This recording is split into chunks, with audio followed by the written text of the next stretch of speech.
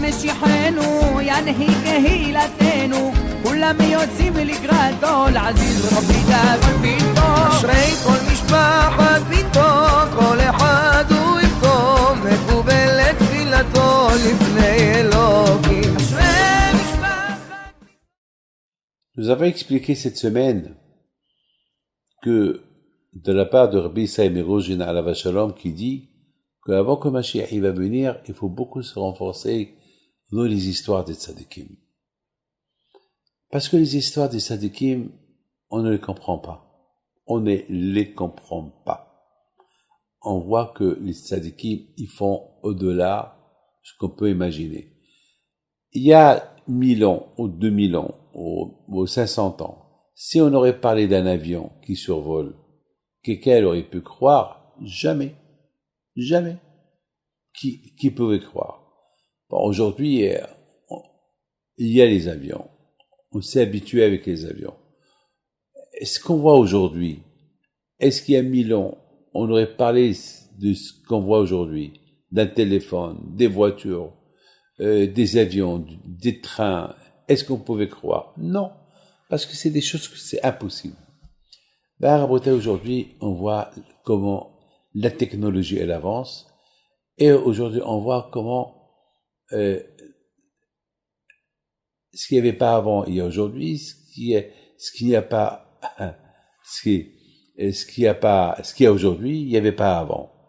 Mais la chose la plus impressionnante de tout.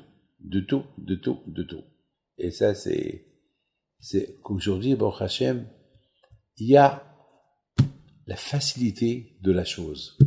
Aujourd'hui, presque tout est facile. Aujourd'hui, presque tout est facile. Mais d'autre côté, d'un côté, il y a la facilité, mais d'autre côté, pour arriver à vivre facile, il faut de l'argent. Ça veut dire finalement que c'était bien la vie d'avant. La vie d'avant, c'était vraiment facile, mais on pouvait faire. Aujourd'hui, la vie, elle est très très facile, mais on peut pas faire parce que le manque de moyens, le manque d'argent. Voilà, c'est facile, c'est facile. Mais mes amis, la chose qu'il faut savoir est, comme nous avons dit qu'avant que Mashiach va venir, il faut beaucoup se renforcer dans l'aïmouna parce qu'il y a beaucoup de Yetzirah dehors. Vous savez, on a un cerveau. Le cerveau, ce qu'il voit, il capte ce qu'on voit. Il capte. Vous savez, mes amis, ce qu'on voit dans la rue, on le pense. Malheureusement aujourd'hui, on voit trop de choses sales. Donc, malheureusement, toute cette saleté qu'on voit à la prière, pendant la prière, toute la saleté qu'on a vue pendant la journée, elle vient pendant la prière. C'est comme un vêtement blanc, qu'il est taché. Le seul moyen pour enlever la tache, tu mets de la javel, et tu vois la javel, elle va faire disparaître la saleté de la chemise blanche. Mes amis, malheureusement, lorsqu'on voit des choses sales, lorsqu'on rentre à la synagogue, le Yetzirah, c'est la javel. Le Yetzirah, il va venir, il va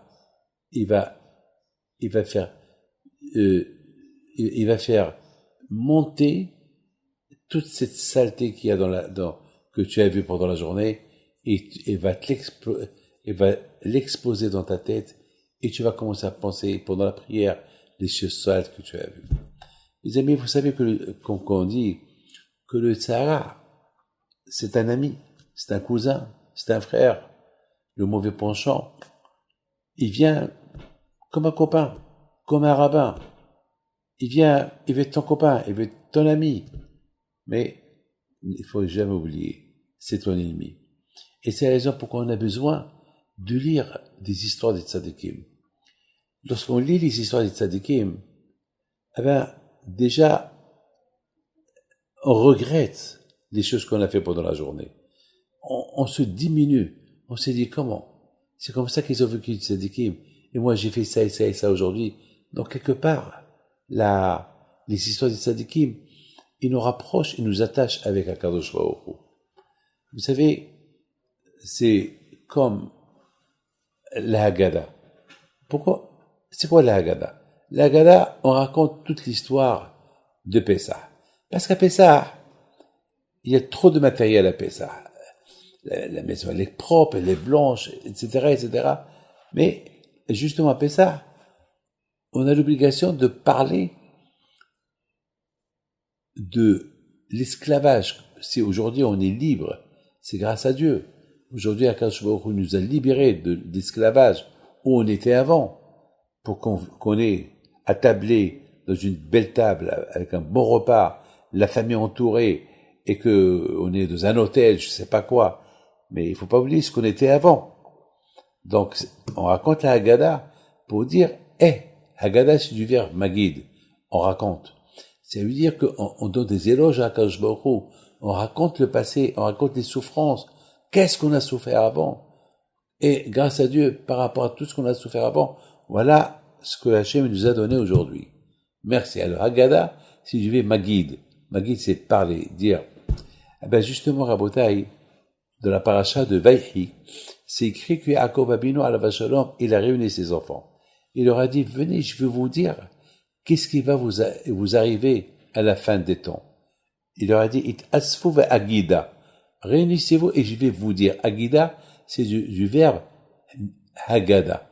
Haggadah. Ça veut dire que finalement, Yaakov Abinu, il veut dire à ses enfants, mes enfants, le Mashiach, il va venir avant qu'il va venir, il va avoir tellement des souffrances dans le monde, mais non seulement des souffrances physiques, comme la Shoah et tout.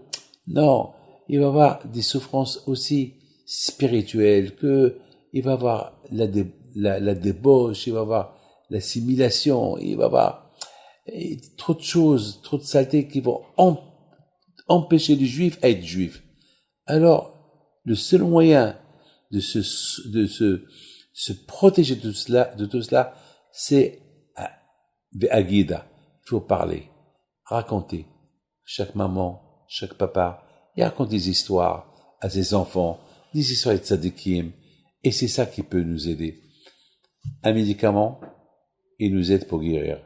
Le meilleur médicament, s'attacher aux tzadikim, raconter des histoires de tzadikim, comment ils ont vécu, et savoir, c'est pas aller dans une hiloula et boire, et se saouler, et c'est tout, non. Il faut aller à la hiloula et parler du tzaddik, et tu peux boire un peu, mais le plus important, c'est d'apprendre un peu du tzaddik pour être un peu comme le tzaddik, et c'est ça qui va te protéger pour l'avenir.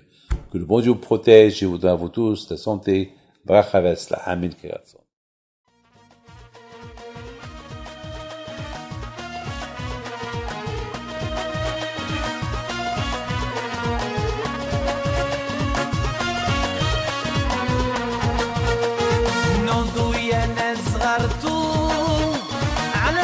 حي بنتو وقف لنا زي